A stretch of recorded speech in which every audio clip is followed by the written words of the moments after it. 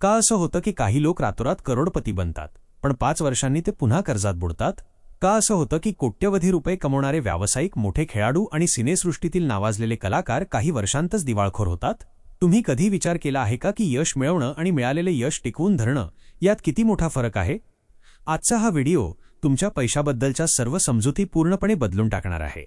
आज तुम्ही शिकणार आहात की पैसा केवळ कमवायचा नसतो, तर तो टिकवणं ही सुद्धा एक मोठी कला आहे. हा विचार तुमच्या आयुष्यातील प्रत्येक आर्थिक निर्णयात तुम्हाला मोलाची मदत करणार आहे. नमस्कार मित्रांनो, मी आहे तुमचा मित्र आरजे आणि तुम्ही पाहत आहात बोलकी पुस्तके. आज आपण बोलणार आहोत मॉर्गन हाउसेल यांच्या द सायकॉलॉजी ऑफ मनी या जगप्रसिद्ध पुस्तकातील 5व्या चॅप्टरबद्दल, ज्याचे नाव आहे getting wealthy versus staying wealthy. आपण आज एका अतिशय महत्त्वाच्या विषयावर चर्चा करणार आहोत आणि तो विषय म्हणजे श्रीमंत होणे आणि श्रीमंत राहणे या दोन पूर्णपणे भिन्न कौशल्यांबद्दल. मित्रांनो, मॉर्गन हाउसेल यांनी एक अतिशय साधे पण अत्यंत खोलवर विचार करायला लावणारे विधान केले आहे. ते म्हणतात, getting money and keeping money are two different skills. म्हणजेच पैसा कमवणे आणि पैसा जपणे ही दोन वेगवेगळी कौशल्ये आहेत. आता कदाचित तुम्हाला वाटेल की जर माझ्याकडे पैसा आहे तर त्यात वेगळं काय करायचं? पण मित्रांनो, नेमकी इथेच आपण सर्वजण चूक करतो. एक साधे उदाहरण पाहूया. कल्पना करा की एक लहान मुलगा आहे ज्याला सायकल चालवायला शिकायचे आहे. तो खूप मेहनत करतो, अनेकदा पडतो, धडपडतो आणि अखेर एक दिवस सायकल चालवायला शिकतो. आता तो वेगाने सायकल चालवू शकतो. पण मित्रांनो, सायकल चालवायला शिकणे हे एक कौशल्य आहे, तर सायकल चालवताना स्वतःचा समतोल राखणे आणि कोणताही अपघात न होता सुरक्षितपणे आपल्या ध्येयापर्यंत पोहोचणे हे दुसरे आणि तितकेच महत्त्वाचे कौशल्य आहे. पैशाच्या बाबतीतही अगदी हेच घडते. पैसा कमवणे म्हणजे सायकल चालवायला शिकण्यासारखे आहे आणि पैसा टिकवणे म्हणजे त्या सायकलवर बसून अत्यंत संयमाने आणि सुरक्षितपणे वर्षानुवर्षे प्रवास करत राहणे होय. लेखक म्हणतात की पैसा मिळवण्यासाठी तुम्हाला रिस्क घ्यावी लागते, मोठे धाडस दाखवावे लागते आणि आक्रमक निर्णय घ्यावे लागतात. कधीकधी तर तुम्हाला सर्व काही पणाला लावावे लागते. तुम्ही एखादे स्टार्टअप सुरू करता, शेअर मार्केटमध्ये गुंतवणूक करता किंवा एखादा नवीन व्यवसाय उभा करता. या सर्व गोष्टींमध्ये जोखीम असते, पण हीच जोखीम तुम्हाला यशस्वी बनवते. परंतु तोच कमावलेला पैसा टिकवण्यासाठी नेमके काय आवश्यक आहे? तिथे तुम्हाला संयम हवा, नम्रता हवी आणि सर्वात महत्त्वाचे म्हणजे भीती हवी. हो, तुम्ही बरोबर ऐकले, भीती. भविष्यात नक्की काय वाढून ठेवले आहे हे कोणालाच माहीत नाही. या गोष्टीची सतत जाणीव असणे आवश्यक आहे. या जाणीवेमुळेच तुम्ही सावधगिरी बाळगता, तुमची संपत्ती जपून वापरता आणि कोणतेही टोकाचे किंवा चुकीचे निर्णय घेत नाही. आता एक प्रसिद्ध उदाहरण पाहूया. माईक टायसन हे नाव तुम्ही ऐकलंच असेल. जगातील सर्वात शक्तिशाली बॉक्सर. त्याने आपल्या संपूर्ण करिअरमध्ये सुमारे 400 ते 500 दशलक्ष डॉलर्स कमवले. भारतीय रुपयांत सांगायचे झाले तर तब्बल 3 ते 4 हजार कोटी रुपये. कल्पना करा, ही किती प्रचंड मोठी रक्कम आहे. एवढी संपत्ती असेल तर कोणाच्याही 7 पिढ्या आरामात जगू शकतील. पण माईक टायसनच्या बाबतीत पुढे काय झाले? त्याने तो सर्व पैसा कसा खर्च केला? त्याने अत्यंत महागडी आणि भव्य घरे घेतली, लक्झरी गाड्यांचा ताफा जमा केला, दुर्मिळ पक्ष्यांचा संग्रह केला, ज्यांच्या एका पक्षाची किंमत लाखो रुपये होती. त्याने चक्क जंगली वाघ पाळले, ज्यांच्या देखभालीवर दरमहा लाखो रुपये खर्च होत असत. त्याने आपल्या मित्रांना, नातेवाईकांना आणि ओळखीच्या अनोळखी लोकांनाही सढळ हाताने पैसे वाटले. परिणाम काय झाला? 2003 मध्ये माईक टायसनला स्वतःला दिवाळखोर घोषित करावे लागले. जो माणूस 3 ते 4 हजार कोटी रुपयांचा मालक होता तो कर्जाच्या खाईत बुडाला. असे का झाले? कारण त्याला पैसा कमावण्याची कला अवगत होती, पण तो पैसा टिकवण्याची कला त्याला कधीच जमली नाही. माईक टायसन रिंगमध्ये अजेय होता. तो लढण्याच्या कलेत माहीर होता. त्याने जोखीम घेतली, धाडस दाखवले आणि जगभरातील प्रतिस्पर्ध्यांना पराभूत करून करोडो रुपये कमावले. पण त्याच्याकडे संयम आणि नम्रता नव्हती.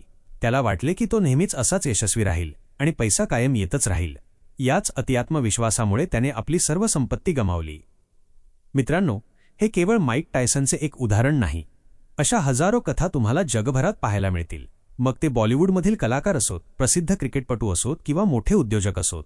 या सर्वांनी एकदा मोठे यश मिळवले, पण ते टिकवून ठेवण्यात ते अपयशी ठरले. भारतातील एक प्रसिद्ध नाव म्हणजे सुब्रतो रॉय, जे सहारा ग्रुपचे मालक होते. एकेकाळी त्यांची संपत्ती हजारो कोटींमध्ये होती. त्यांच्याकडे पंचतारांकित हॉटेल्स, रिअल इस्टेटचे मोठे प्रकल्प, मीडिया कंपन्या आणि स्वतःची क्रिकेट टीम देखील होती. त्यांनी आयुष्यात अफाट पैसा कमावला. त्यांनी व्यवसायात अत्यंत आक्रमक पवित्रा घेतला होता. जोखीम घेऊन त्यांनी एक विशाल आर्थिक साम्राज्य उभे केले. पण दुर्दैवाने त्यांनी तीच आक्रमकता चुकीच्या ठिकाणी वापरली. त्यांनी नियम धाब्यावर बसवले, कायदे बाजूला ठेवले आणि लोकांच्या पैशांचा अनियमित वापर केला. आज काय परिस्थिती आहे? सुब्रतो रॉय कायदेशीर कचाट्यात सापडले. त्यांचे साम्राज्य कोसळले आणि संपत्ती जप्त झाली. त्यांना पैसा कमवता आला, पण तो नैतिकतेने आणि संयमाने टिकवता आला नाही. इथे महत्त्वाचा मुद्दा हा आहे की जेव्हा तुम्ही यश मिळवता तेव्हा तुमची मानसिकता बदलणे आवश्यक असते. तुम्ही रिस्क घेऊन शिखरावर पोहोचलात, पण तिथे टिकून राहण्यासाठी आता तुम्हाला वेगळ्या कौशल्यांची गरज आहे. तिथे तुम्हाला संयम, नम्रता आणि भविष्याबद्दलची सावधगिरी हवी. आता आपण काही सकारात्मक उदाहरणे पाहूया. जे लोक पैसा टिकवण्यात यशस्वी झाले त्यांच्याकडून आपण काय शिकू शकतो? वॉरेन बफेट यांचे उदाहरण घ्या.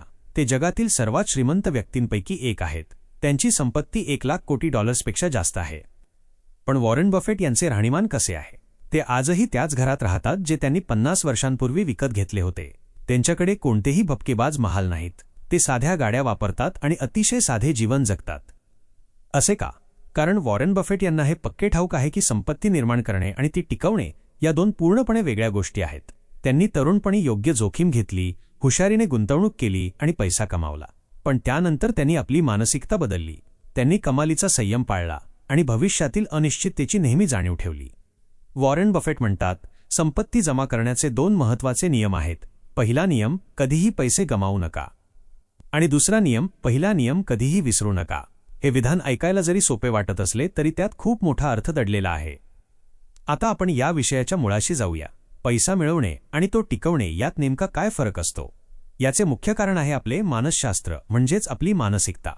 जेव्हा आपण पैसा कमवायला सुरुवात करतो तेव्हा आपले मन उत्साहाने भरलेले असते. आपल्याला वाटते की मला यश मिळवायचे आहे, मला मोठे व्हायचे आहे. आपण जोखीम घेतो कारण त्याशिवाय प्रगती शक्य नसते. हे इथपर्यंत ठीक आहे. पण अडचण तेव्हा येते जेव्हा यश मिळाल्यावरही आपली मानसिकता तशीच राहते. आपल्याला वाटते की आता मी यशस्वी आहे, माझ्याकडे भरपूर पैसा आहे, मी काहीही करू शकतो. आपण तीच जुनी जोखीम पुन्हा पुन्हा घेत राहतो आणि एक दिवस तीच जोखीम आपल्या अंगाशी येते आणि आपण कमावलेले सर्व काही गमावून बसतो. मॉर्गन हाउसेल सांगतात की संपत्ती निर्माण करणे हा एक आक्रमक खेळ, अग्रेसिव्ह गेम आहे. तिथे तुम्ही धाडसी असावे लागते. पण एकदा संपत्ती मिळाली की तो खेळ संरक्षणात्मक डिफेन्सिव्ह गेम होतो. आता तुम्हाला आक्रमक न होता सावध राहावे लागते. एखाद्या युद्धाचे उदाहरण घ्या. जेव्हा तुम्ही शत्रूवर हल्ला करता तेव्हा तुम्ही पूर्ण शक्तीनिशी वेगाने पुढे जाता. पण एकदा का तुम्ही तो किल्ला जिंकला की मग तुम्हाला तिथे तटबंदी करावी लागते, रक्षक तैनात करावे लागतात, कारण आता तुम्हाला ते जिंकलेले राज्य टिकवायचे असते. पैशाच्या बाबतीतही हाच नियम लागू होतो. लेखक सांगतात की पैसा टिकवण्यासाठी 3 गोष्टी अत्यंत आवश्यक आहेत. 1. नम्रता. 2. भय, सावधगिरी. 3. संयम. नम्रता म्हणजे काय? नम्रता म्हणजे ही जाणीव असणे की जरी मी आज यशस्वी असलो तरी मला सर्वच गोष्टी माहीत नाहीत. माझ्या यशात माझ्या मेहनतीसोबतच नशिबाचा आणि योग्य वेळेचाही वाटा आहे. उद्या परिस्थिती बदलू शकते, म्हणून मी सतत शिकत राहिले पाहिजे. अनेक लोक यश मिळाल्यावर गर्विष्ठ होतात आणि कोणाचाही सल्ला मानत नाहीत. तिथेच त्यांच्या पतनाला सुरुवात होते. दुसरी गोष्ट म्हणजे भय. भय म्हणजे भविष्यातील अनिश्चिततेची जाणीव ठेवणे. उद्या काय होईल हे कोणालाच माहीत नसते. मार्केट कोसळू शकते, व्यवसायात मंदी येऊ शकते किंवा आरोग्याच्या समस्या उद्भवू शकतात. ज्याला ही भीती असते तो माणूस नेहमी सावध असतो. तो आपला सर्व पैसा एकाच ठिकाणी गुंतवत नाही. तो इमर्जन्सी फंड तयार करतो, विमा घेतो आणि भविष्याची तयारी करतो. हीच भीती तुम्हाला सुरक्षित ठेवते. तिसरी गोष्ट म्हणजे संयम. संयम म्हणजे आपल्या लोभावर नियंत्रण मिळवणे. पैसा आला की माणसाचा लोभ वाढतो. एक महागडी गाडी घेतली की दुसरी हवीशी वाटते. या हव्यासापोटी माणूस कर्ज काढतो, नाहक जोखीम घेतो आणि स्वतःचे नुकसान करून घेतो. संयम म्हणजे पुरेसे, इनफ म्हणायला शिकणे. माझ्याकडे जे आहे ते माझ्यासाठी पुरेसे आहे, ही जाणीव तुम्हाला दीर्घकाळ श्रीमंत ठेवते. मित्रांनो, जर तुम्हाला अशाच पुस्तकांचं सखोल विश्लेषण आवडत असेल तर आपल्या चॅनलला नक्की सबस्क्राईब करा आणि बेल आयकॉन दाबा, जेणेकरून तुम्हाला प्रत्येक नवीन व्हिडिओची माहिती मिळेल. आता तुम्हाला प्रश्न पडला असेल की हे सर्व विचार माझ्यासाठी कसे उपयुक्त आहेत? मी तर अजून करोडपती नाहीये. मित्रांनो, हा विचार केवळ करोडपतींसाठी नाही तर तो प्रत्येकासाठी आहे. तुम्ही कितीही कमवत असाल तरी हे तत्त्व तुम्हाला लागू होते. समजा तुम्ही महिन्याला 20,000 रुपये कमवता, तर त्यातले किमान 2,000 रुपये बाजूला काढून ठेवा. हाच तो संयम आहे. भविष्यात काही अडचण येऊ शकते ही जाणीव ठेवून बचत करणे म्हणजे ती सावधगिरी आहे. जर तुम्हाला नोकरीत प्रमोशन मिळाले आणि पगार वाढला तर लगेच महागड्या वस्तू घेऊन खर्च वाढवू नका. तो वाढलेला पैसा बचतीत किंवा चांगल्या गुंतवणुकीत लावा. हीच ती नम्रता आणि दूरदृष्टी आहे. हे तत्त्व केवळ पैशाच्या बाबतीतच नाही तर तुमच्या करिअरमध्ये, शिक्षणात आणि नात्यांमध्येही लागू होते. परीक्षेत प्रथम येणे सोपे आहे, पण तोच नंबर कायम टिकवून ठेवण्यासाठी तुम्हाला वेगळ्या मेहनतीची गरज असते. एखाद्याचे मन जिंकणे सोपे असू शकते, पण ते नाते आयुष्यभर टिकवून ठेवण्यासाठी संयम आणि काळजी घ्यावी लागते. भारतातील रतन टाटा हे या तत्वाचे एक उत्तम उदाहरण आहेत। टाटा ग्रुप हा भारतातील सर्वात मोठा व्यावसायिक समूह आहे। रतन टाटा यांनी आपल्या आयुष्यात मोठे धाडस दाखवले, अनेक आंतरराष्ट्रीय कंपन्या विकत घेतल्या, पण इतकी संपत्ती आणि प्रसिद्धी असूनही ते अत्यंत साधे जीवन जगतात। ते आजही विनम्र आहेत आणि आपल्या संपत्तीचा मोठा हिस्सा समाजकार्यासाठी वापरतात। म्हणूनच आज ते केवळ श्रीमंत नाहीत, तर संपूर्ण जगात सन्मानित आहेत।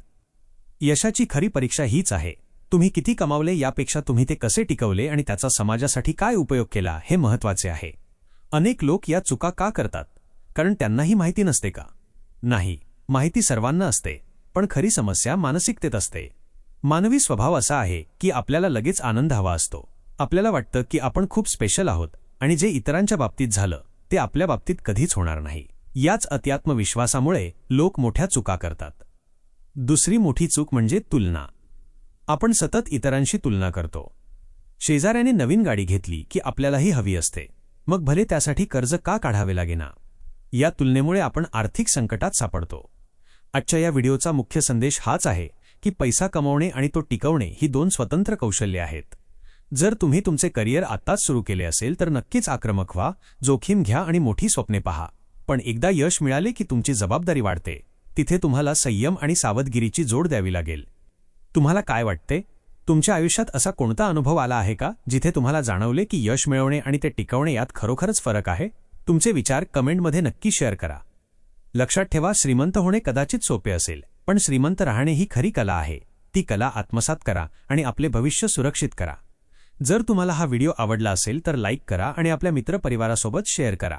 अशाच प्रेरणादायी माहितीसाठी बोलकी पुस्तके चॅनेलला सबस्क्राईब करायला विसरू नका। धन्यवाद मित्रांनो, भेटूया पुन्हा एका नवीन आणि माहितीपूर्ण व्हिडिओमध्ये। तोपर्यंत स्वतःची काळजी घ्या आणि समृद्ध व्हा।